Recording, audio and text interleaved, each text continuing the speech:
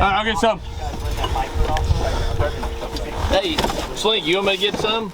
Yeah, it's to be the last one, I think. All right. So originally, the sound that y'all had heard was our APU, our auxiliary power unit. That's just a small engine that helps start the big engines.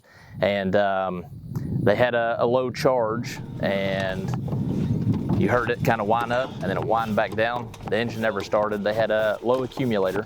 And so the maintenance that we'd seen in the back was the manual charge for them. They just had to sit there and pump it up, get the pressure in the accumulator up to about 3,000 PSI for them to be able to start the APU. All right, that's good. It's not really common. So when it does happen, it's not very common. Hot, awkward, that's about it. Even without all the gear, it's still really awkward just because of the positioning that you're in the helicopter. There's not a lot of room for you. And then with all your gear on, helmet and everything, it's just hotter.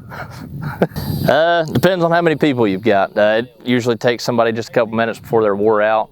If you got a couple guys like how we did out here, probably about five to 7 minutes for them to get you all the way up. Takes more whenever you're the only person pumping it up, probably about 10 minutes just because you get wore out, stop and take a break. It could have been something bad where we would have had to recharge our accumulator. We could have had our pre-charge. That could have been low, and that requires us to have nitrogen tanks out here and go through and actually dive into what the problem really was. So luckily it wasn't anything like that, just something leaked, didn't charge all the way back up, and we're able to successfully complete mission with manually charging it up.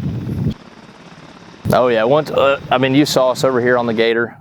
As soon as we heard the sound, we knew exactly what it was, but no big deal. Luckily, it was just able to be manually charged back up. They could complete missions.